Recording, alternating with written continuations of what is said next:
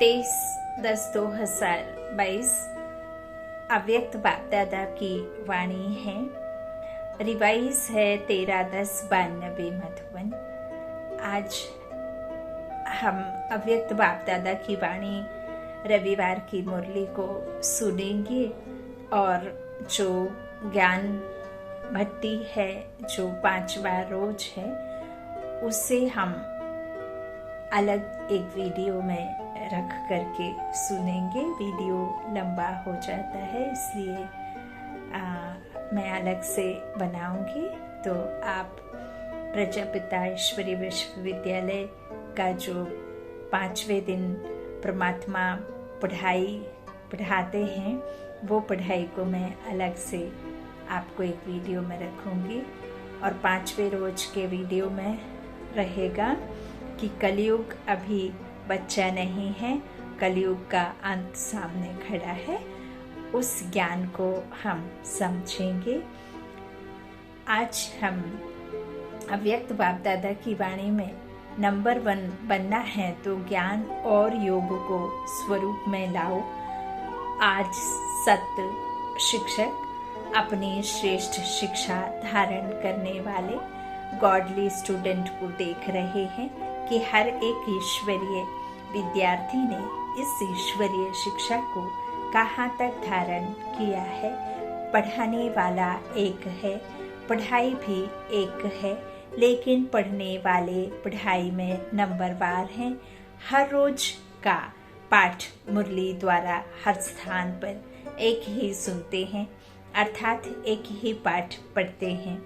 मुरली अर्थात पाठ हर स्थान पर एक ही होता है।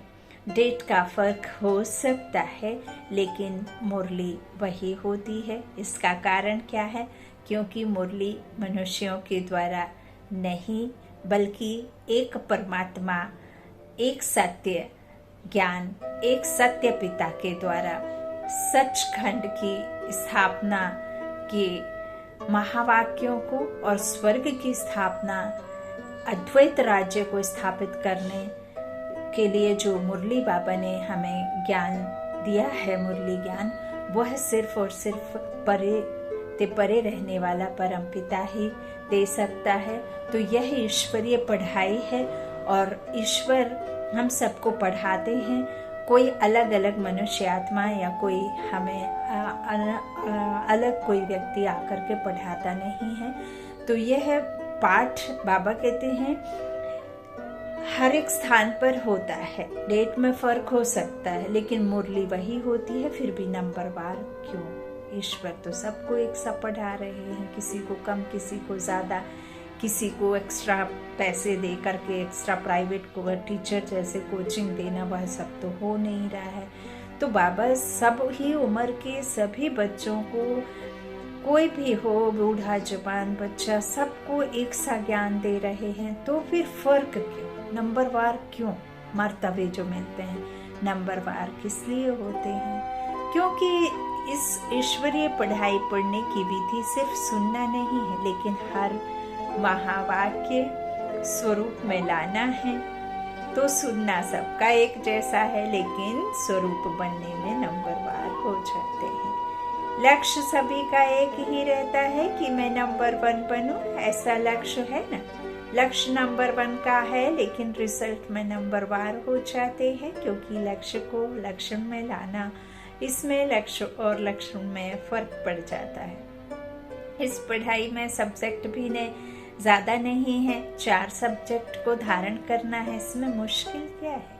और चारों ही सब्जेक्ट का 1-2 के साथ संबंध है। अगर एक सब्जेक्ट ज्ञान संपूर्ण विधि पूर्वक धारण कर लो, अर्थात ज्ञान के एक एक शब्द को स्वरूप में लाओ, तो ज्ञान है ही मुख्य 2 शब्दों का, जिसको रचयिता और रचनावा अल्फ और बे कहते हो। अब इसे कैसे समझेंगे? रचता बाप ने आकर हमें इस मनुष्य रूपी सृष्टि रचना का, रचता ने हमें ज्ञान दिया है। और उस ज्ञान में हमें सारे कल्प का राज समझाया है। तो रचता ने रचयिता का ज्ञान दिया, तो उसे हमें क्या करना है? रचता के द्वारा जो सुना है रचना के बारे में वो समझना है और बुद्धि से उसे धारण करना है।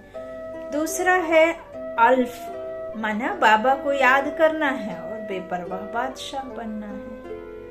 तो बस 2 शब्द हैं, रचता रचेता और अल्फ और बे। तो रचयिता बाप की समझ आ गई, अर्थात परमात्मा परिचय संबंध स्पष्ट हो गया। और रचना अर्थात पहली रचना, मैं श्रेष्ठ आत्मा हूँ, आदि में ड्रामा में आने वाली देवकुल की आत्मा। और दूसरा, मुझ आत्मा का इस बेहद की रचना अर्थात बेहद के ड्रामा में सारे कल्प में क्या क्या पार्ट है, बहुत सरल है। यह सारा ज्ञान तो सभी को है ना, लेकिन श्रेष्ठ आत्मा स्वरूप बन हर समय श्रेष्ठ पाठ बजाना, इसमें कभी याद रहता है, कभी भूल जाते हैं। अगर इन 2 शब्दों का ज्ञान है, योग भी इन 2 शब्दों के आधार पर है ना। ज्ञान से योग का स्वतः ही संबंध है। जो ज्ञानी तू आत्मा है वह योगी तू आत्मा अवश्य ही है। जिसको ज्ञान है उसको योग परमात्मा से जरूर होगा, क्योंकि रचता और रचना को समझ गए।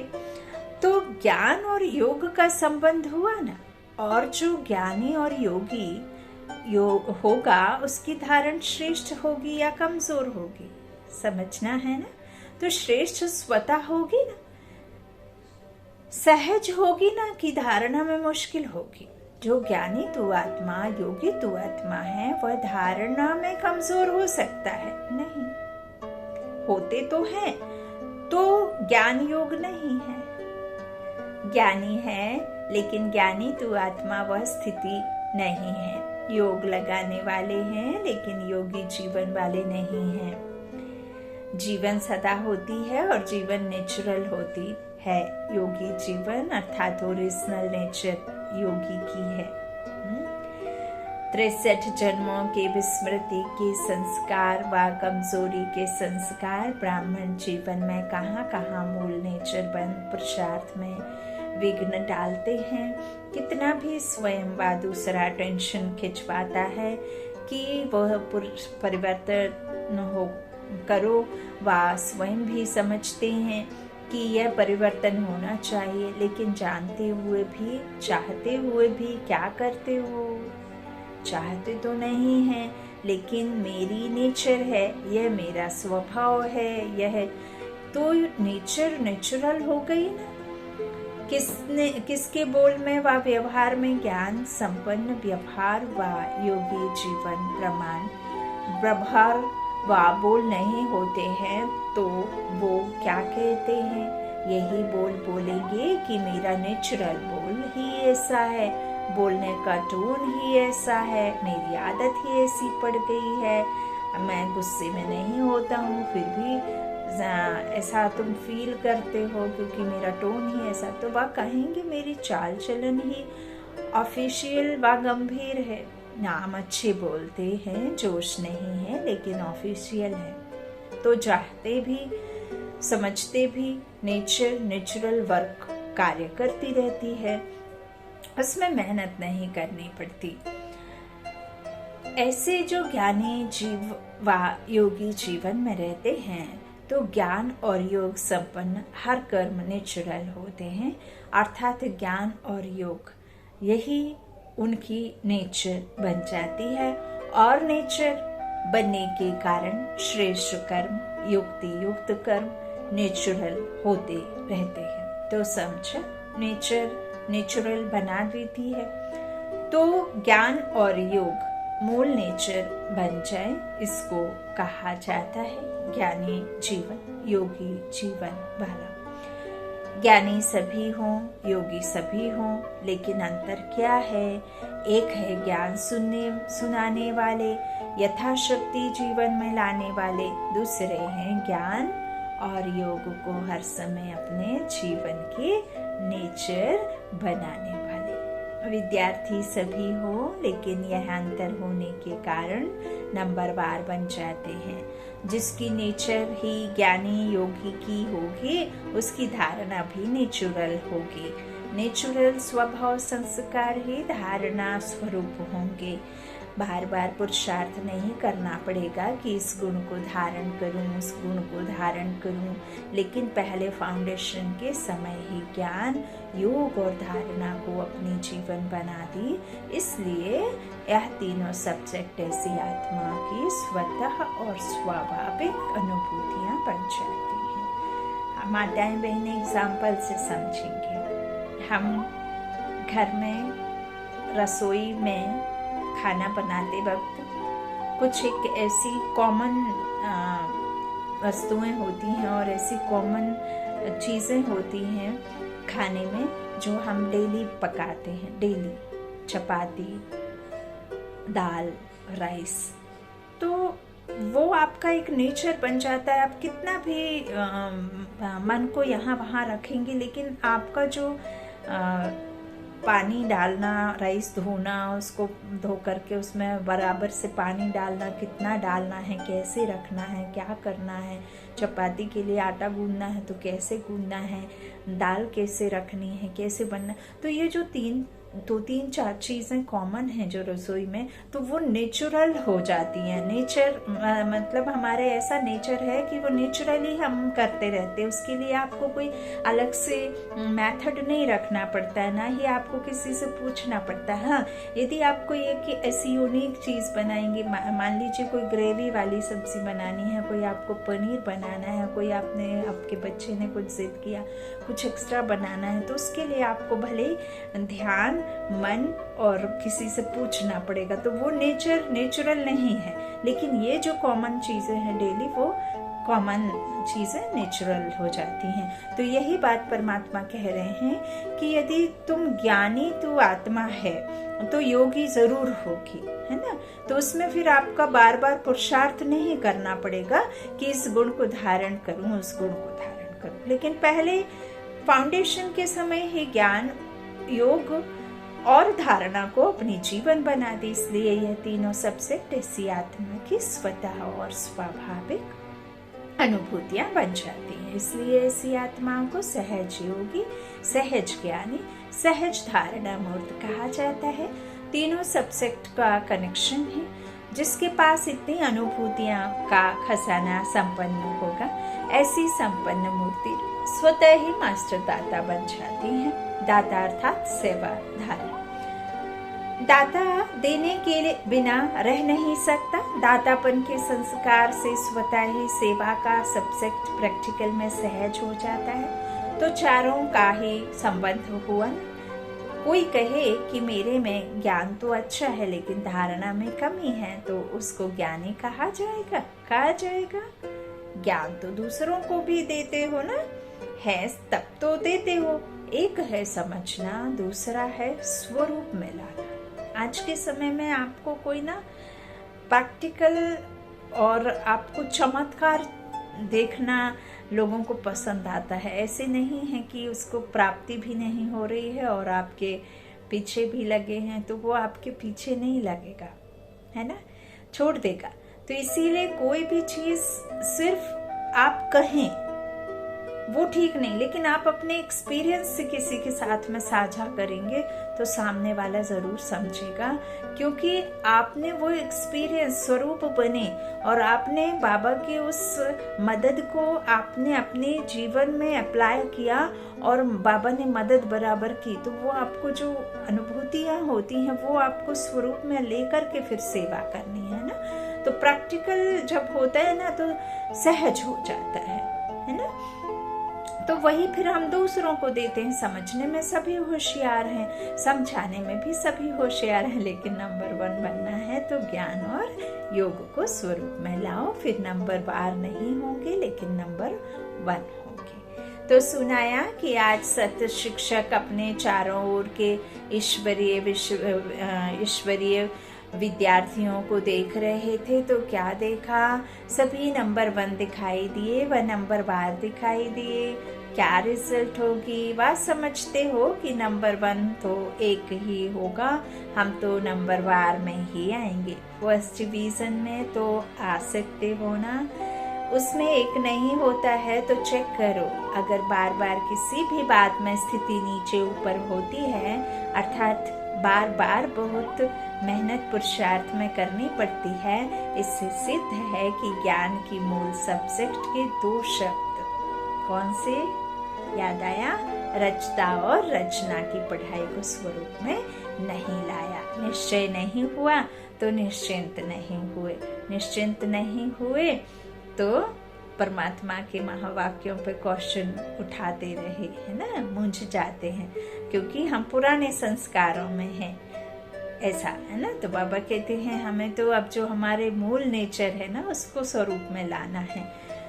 तो इस तरह से जीवन में मूल संस्कार के रूप में व मूल नेचर के रूप में व सहज स्वभाव के रूप में नहीं लाया है। ब्राह्मण जीवन का नेचुरल स्वभाव संस्कार ही योगी जीवन ज्ञानी जीवन है। जीवन अर्थात निरंतर सदा। 8 घंटा जीवन है, फिर 4 घंटा नहीं, ऐसा नहीं होता। आज 10 घंटे के योगी बने, आज 12 घंटे के योगी बने, आज 2 घंटे के योगी बने, वो योग लगाने वाले योगी हैं। योगी जीवन वाले योगी नहीं, योग लगाने वाले हैं, योगी जीवन वाले नहीं। फर्क है दोनों में। वो योग लगाने वाले नहीं कहेंगे, विशेष संगठित रूप में इसलिए बैठते हो कि सर्व के योग की शक्ति से वायुमंडल द्वारा कमजोर पुरुषार्थियों को और विश्व की सर्व आत्माओं को योग शक्ति द्वारा परिवर्तन करें, इसलिए वह भी आवश्यक है। लेकिन इसलिए योग में नहीं बैठते हो कि अपना ही टूटा हुआ योग लगाते रहो। बाबा ने कितना बड़ा राज आपको समझाया है। बाबा ने कहा, जब हम बाबा हमेशा मंथ के तीसरे रविवार में कहते हैं ना, शाम को 6:30 से 7:30 बजे तक सभी योगी आत्माएं, सभी बाबा के बच्चे योग में बैठें और अपने में सर्वशक्तिमान पिता से शांति के प्रेम की किरणों को अपने में भरें। और जो भरपूर रहेंगे तो उनको तो आसान रहता है पूरे वायुमंडल में फैलाने के लिए, और जिनको नहीं है तो वो फिर खुद में भरपूर होते होते तब तक तो फिर वायुमंडल का वो ही चला जाता है। बाबा इसीलिए संगठन रूप में कहते हैं, क्योंकि जब आप एक समय एक साथ इकट्ठे होकर के हजारों मनुष्य आत्मा एक साथ जब बैठ करके बाबा के बच्चे प्योरिटी श्रेष्ठ संकल्पों के जो वाइब्रेशंस होते हैं वो जब एक साथ फैलते हैं, तो आप समझिए कि कितना एनवायरनमेंट शुद्ध होता है ना। ठीक वैसे ही जैसे सुबह के समय में सभी आत्माएं 4 बजे 5 बजे सभी पूजन पाठ में आरती घंटी घुमाते हैं, उस समय जो एनवायरनमेंट होता है वो दूषित नहीं होता। उस समय आप बहुत अच्छा अनुभव करते हैं। कभी आप उठते हैं सुबह में तो कितना अच्छा फील करते हैं। आप थोड़ा 2 घंटे 3 घंटे लेट हो जाते, कैसे आप थके थके से महसूस करते हैं, क्योंकि उस समय वो जो हलचल होती है पूरे दुनिया में, वो हलचल उस समय शुरू हो जाती। किसके कैसे कोई नकारात्मक सोच वाला है, कोई बहुत ही अधिक उलझनों में है, कोई कैसा है कोई कैसा है, तो वो सब आपके ऊपर में ना हावी होती है। तो इसीलिए बाबा कहते हैं कि संगठित रूप में बैठते हो, कि वायुमंडल को कमजोर की वजह उसको श्रेष्ठ बनाओ, है ना, शक्तियां दो और आत्माओं को परिवर्तन करें। इसलिए थोड़े ना बैठते हैं कि तुम्हारा टूटा हुआ योग लगे। तो संगठित शक्ति यह भी सेवा के निमित्त है, लेकिन योग भट्टी इसलिए नहीं कर रखते हो कि मेरा कनेक्शन फिर से जुड़ जाए। तो अगर कमजोर हो तो इसलिए बैठते हो, और योगी तो आत्मा हो तो मास्टर सर्वशक्ति वान बन, मास्टर विश्व कल्याणकारी बन, सर्व को सहयोग देने की सेवा करते हो। स्वपरिवर्तन होगा तब तो विश्व परिवर्तन होगा। तो पढ़ाई अर्थात स्वरूप बना। अच्छा, आज दीपावली मनाने आए हैं। मनाने का अर्थ क्या है? दीपावली में क्या करते हो? दीप जलाते हो। कौन सा दीप? आत्मा का दीप जलाकर दूसरों की आत्मा को जलाया। आजकल तो लाइट जलाते हैं, और लाइट पर कौन आते हैं? परवाने। और परवाने की विशेषता क्या होती है? फिदा होना। खंबे में लाइट जली रहती है तो परवाने पतंगे आते हैं ना, गोल गोल गोल गोल गोल गोल गोल गोल क्षमा पर ऐसे फिरते रहते हैं और सुबह तक अपना सब कुछ छूट जाता है उनका, है ना, देह संभान पूरा चला जाता है, गुजर जाते हैं, पंखे आदि सब टूट जाते हैं। तो इस तरह से कौन आते हैं फिदा होने के लिए, हैं परवाने। तो दीपावली मनाने का अर्थ क्या हुआ? तो फिदा हो गए हो या आज होना है, किसके ऊपर? क्षमा पर। कौन सी क्षमा? वो क्षमा, ईश्वर जागती ज्योत और हम आत्माएं है ना, तो परमात्मा पर फिदा होना। हो गए हो ना, तो दीपावली तो मना ली, फिर क्यों मनाते हो? जब फिदा हो गए तो दीपावली मना लिया कि बीच बीच में चक्कर लगाने जाते हो। फिदा हो गए हैं लेकिन थोड़े पंख भी हैं, उससे थोड़ा चक्कर लगा लेते हो। तो चक्कर लगाने वाले तो नहीं हो ना। चक्कर लगाना अर्थात किसी ना किसी माया के रूप से टक्कर खाना। माया से टक्कर खाते हो या माया को हार खिलाते हो? वह कभी विजय प्राप्त करते हो, कभी टक्कर खाते हो। दीपमाला यह अपना ही यादगार मनाते हो। आपका यादगार है ना, कि मुख्य आत्माओं का यादगार है। आप देखने वाले हो, आप सबका यादगार हैं। इसलिए आजकल बहुत अंदाज में दीपक के बजाय छोटे छोटे बल्ब जगा देते हैं। दीपक जलाएंगे तो संख्या फिर भी उसमें कम हो जाएगी, लेकिन आपकी संख्या तो बहुत है ना। तो सभी की याद में अनेक छोटे छोटे बल्ब जगमगा देते हैं, क्योंकि आत्माएं तो कितनी हैं, करोड़ों आत्माएं हैं, देखा ना आपने। तो सभी बाबा के बच्चे हैं, लेकिन जो पुरुषार्थी बच्चे हैं, जो देवकुल के बच्चे और त्रेता योग के बच्चे हैं, तो वो तो बाबा के राज्य में आकर के बाबा राज्य दे जाते हैं, है ना, आदि में और त्रेता और सतयुग में बाबा तो वापस चले जाते हैं। तो विश्व पर राजाई करने तो वही बच्चे आते। तो बाबा कहते कितने दिए जलाएंगे तो जगह कबर होगी, उतना अधिक दिखेगा नहीं, इसीलिए क्या करते, छोटे छोटे दिए जला देते हैं, क्योंकि आपकी संख्या बहुत है। तो सभी की याद में अनेक छोटे छोटे बल्ब जगमगा देते हैं, तो अपना यादगार मना रहे हैं। जब दीपक देखते हो तो समझते हो यह हमारा यादगार है, स्मृति आती है। यही संगम युग की विशेषता है, जो चैतन्य दीपक अपना जड़ यादगार दीपक देखते हो, चैतन्य में स्वयं हो और जड़ यादगार देख रहे हो।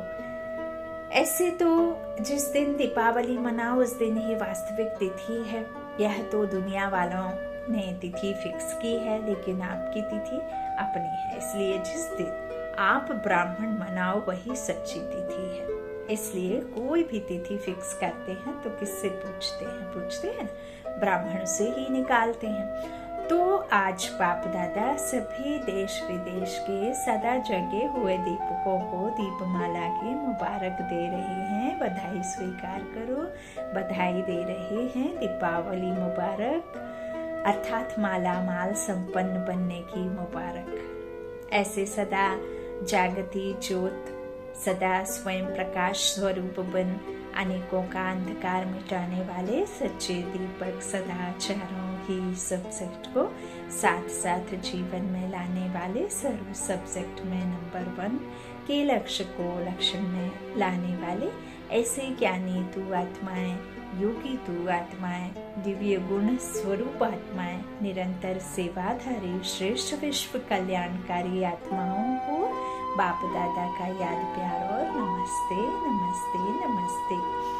अव्यक्त बाप दादा की पर्सनल मुलाकात, खुशनसीब वो है जिसके चेहरे और चलन से सदा खुशी की झलक दिखाई दे। सभी अपने को सदा खुशनसीब आत्माएं समझते हो। खुशनसीब आत्माओं की निशानी क्या होगी? उनके चेहरे और चलन से सदा खुशी की झलक दिखाई देगी। और हम भाग्यशाली हैं। क्यों भाग्यशाली हैं? क्योंकि जिसे दुनिया खोज रही है, अभी भी दर दर भटक रहे हैं, उसने हमें ढूंढा है। कोटों में कोई में भी कोई आत्मा चुनकर हमें बाबा ने ढूंढा है और भगवान ने ढूंढा है। तो जब भगवान ने ढूंढ लिया और हम भगवान के बन गए तो भाग्यशाली तो हो गए। तो इस तरह से साधारण नहीं दिखना है, चाहे कोई भी स्थूल कार्य कर रहे हो, साधारण काम कर रहे हो, लेकिन हर कर्म करते खुशी की झलक दिखाई पड़े। इसको कहते हैं निरंतर खुशी में मन नाचता रहे। ऐसा नहीं कि बहनें घर का कार्य करें और बहुत गुस्से में कार्य करें, चिड़चिड़ापन रहे, ऐसा नहीं। जब आपको इस देह में ये आत्मा बैठकर कर्म करना, जो भी आपको ड्रामा में मिला है, तो उसे यदि आप बोझ समझकर करेंगे तो आप थक जाएंगे, और यदि आप आत्मा समझकर करेंगे तो आप में बल भरेगा। आत्मा जब हम खुद को समझेंगे तो परमात्मा की याद में रहेंगे, और परमात्मा की याद में जब हम रहते हैं तो हमें बल मिलता है, और आत्मिक बल से ही हमारा शरीर चलता है ना। आप शांत रहेंगे, खुशी महसूस करेंगे, आपको बल मिलेगा, है ना। आप अशांत रहेंगे, दुखी रहेंगे, तो आप में वो चंचलता नहीं आएगी काम करने की, चाहे फिर आप कोई भी कार्य करें, है ना। तो इस तरह से हर कर्म खुशी की झलक दिखाते हुए करना, इसको कहते हैं निरंतर खुशी में मन नाचता रहे। ऐसे सदा रहते हो या कभी बहुत खुश रहते हो, कभी कम। खुशी का खजाना अपना खजाना हो गया, तो अपना खजाना सदा साथ रहेगा ना, या कभी कभी रहेगा। बाप के खजाने को अपना खजाना बनाया है या भूल जाता है। अपना खजाना, अपनी स्थूल चीज तो याद रहती है ना, वह खजाना आंखों से दिखाई देता है, लेकिन यह खजाना आंखों से दिखाई नहीं देता, दिल से अनुभव करते हो। तो अनुभव वाली बात कभी भूलती है क्या? तो सदा यह स्मृति में रखो कि हम खुशी के खजाने के मालिक हैं। जितना खजाना याद रहेगा उतना नशा रहेगा, तो यह रूहानी नशा औरों को भी अनुभव कराएगा कि इनके पास कुछ है। माताओं को सारा समय क्या याद रहता है? सिर्फ बाप याद रहता है या और भी कुछ याद रहता है? परसे की तो खुशी दिखाई देगी ना। जब ब्राह्मण जीवन के लिए संसार ही एक बाप है, तो संसार के सिवाय और क्या याद आएगा? सदा दिल में अपने श्रेष्ठ भाग्य के गीत गाते रहो। ऐसा श्रेष्ठ भाग्य सारे कल्प में प्राप्त होगा जो सारे कल्प में अभी प्राप्त होता है। तो अभी की खुशी, अभी का नशा सबसे श्रेष्ठ है। तो माताओं को और कोई संबंधी याद आते हैं? कोई संबंध में नीचे ऊपर हो तो मोह आता है? हाँ, मोह चला जाता है कि आता है? क्या होता है? तो मोह सारा खत्म हो गया। क्वेश्चन बाबा कर रहे, जो कहते हैं कुछ भी हो जाए मेरे को मोह नहीं आएगा, वो हाथ उठाएं। अच्छा, मोह का पेपर भले आवे, पांडव तो नष्टो मोहा है ना। व्यवहार में कुछ ऊपर नीचे हो जाए फिर नष्टो मोहा है। अभी भी बीच बीच में माया पेपर लेती है ना, बहुत लेती है। माताओं बहनों की तो बहुत आती है ना। बहनें समझ ही गई होंगी किस तरह की माया आती है ना। चारों तरफ से घेर लेती है। कई बार बाबा को याद करने के लिए कितना परेशान कर देती है ना। तो अभी भी बीच बीच में लेती है पेपर, तो उसमें पास होते हो, या जब माया आती है तब थोड़ा ढीले हो जाते हो ना। तो सदा खुशी के गीत गाते रहो, समझा। कुछ भी चला जाए लेकिन खुशी नहीं जाए। एक चांदी की चम्मच चोरी हो जाए तो पुलिस से लेके गांव पूरे परिवार में हलचल हड़कंप मच जाता है, आसपास पड़ोस में, है ना। लेकिन खुशी जाती है तो आपकी खुशी जाती है, आपकी हेल्थ भी जाती है, लेकिन हड़कंप नहीं मचाते हो, अंदर ही अंदर कूदते हो। क्यों? वो आपकी लाइफ है, जीवन है, और वो निर्जीव वस्तु है। जो चम्मच है, आप उससे अगर पैसे हुए तो दोबारा ले सकते हैं, लेकिन ये शरीर एक बार क्षति को गया, एक बार ये छूटा तो दोबारा नहीं मिलना है। इसीलिए खुशी पर ध्यान देना है, और यही एक तन का आधार है जिसके द्वारा हम ईश्वर तक पहुंच पाते हैं। ये नहीं है तो ईश्वर के पास जाने का कोई जरिया नहीं है ना, समझा। इसीलिए हेल्थ भी ध्यान रखना है और मन बुद्धि को भी साफ रखना है, स्वस्थ रखना है। तो खुशी नहीं जानी चाहिए, चाहे किसी भी रूप में माया आए, लेकिन खुशी ना जाए। ऐसे खुश रहने वाले ही सदा खुश नसीब हैं। अच्छा, अभी आंध्रा और कर्नाटक वालों को कौन सी कमाल करनी है। ऐसी कोई भी आत्मा वंचित रह ना जाए। हर एक को संतोष देना है। जहाँ भी रहते हो सर्व आत्माओं को संतोष मिलना चाहिए। जितना संदेश देंगे उतनी खुशी बढ़ती जाएगी। अच्छा, वरदान है, उमंग उत्साह के आधार पर सदा उड़ती कला का अनुभव करने वाले हिम्मतवान भव। उड़ती कला का अनुभव करने के लिए हिम्मत और उमंग उत्साह के पंख चाहिए।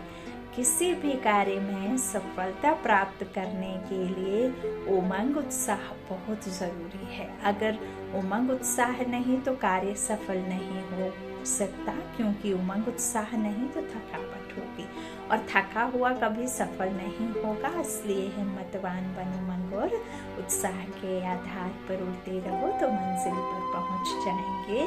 स्लोगन, दुआएं दो और दुआएं लो और दुआओं को दुगना करो, यही श्रेष्ठ पुरुषार्थ है। अब तो सिर्फ और सिर्फ यही एक कार्य को पक्का कर लो कि दुआएं देना है और दुआएं लेना है और दुआओं को दोगुना करना है, और यही हमारा श्रेष्ठ पुरुषार्थ है। कोई भी ऐसा कर्म नहीं करना है जो सामने वाले आपके प्रति शुभ भावना रखने की बजाय अशुभ भावना रखे या आपके प्रति कोई गलत भाव रखे। तो इस तरह से करना है। उमंग उत्साह रहेगा तो आप हमेशा खुशी खुशी करेंगे, थकावट नहीं होगी। हिम्मतवान बनो, उमंग उत्साह के आधार पर उड़ते रहो। कितना भी कठिन कार्य होगा लेकिन आप खुशी से नहीं करेंगे तो मुश्किल होगी। घर में हम रसोई पकाते हैं तो हमें मेहनत लगती है, और मंदिरों में या गुरुद्वारों में जाकर के हम पब्लिक के लिए, मंदिरों के लिए हम ऐसा सोचते हैं हम ईश्वर के कार्य में अपना हाथ बटा रहे हैं, तो हम कितना उमंग उत्साह से करते हैं। हजारों लाखों लोग लंगर में खाना खा लेते हैं, हजारों लोग बैठ कर के मंदिर के भंडारे में खाना खा लेते हैं, और आप सब मिलकर कितने उमंग उत्साह से मधुबन में देखिए कैसे बहनें बैठ करके कितने सारे भाई बहनों के लिए चपाती और ना जाने कितने तरह के अच्छे अच्छे ब्रह्मा भोजन बना करके देती हैं। कितने उमंग उत्साह से करते हैं ना, कितनी पीसफुल से हो जाता है, बिल्कुल शांत मन से। तो ऐसे ही हर कार्य को आत्मा कर्म कर रही है, शरीर के द्वारा कर रहे हैं, ऐसे कर्मेंद्रियों को अपने उसमें रखो, है ना। ऐसे नहीं कि कर्मेंद्रियों के वश में हो गए। अच्छा, ओम शांति। खूब खूब शुक्रिया बाप दादा का, आप सभी भाई बहनों के स्नेह का और दुलार का। ओम शांति। Good night.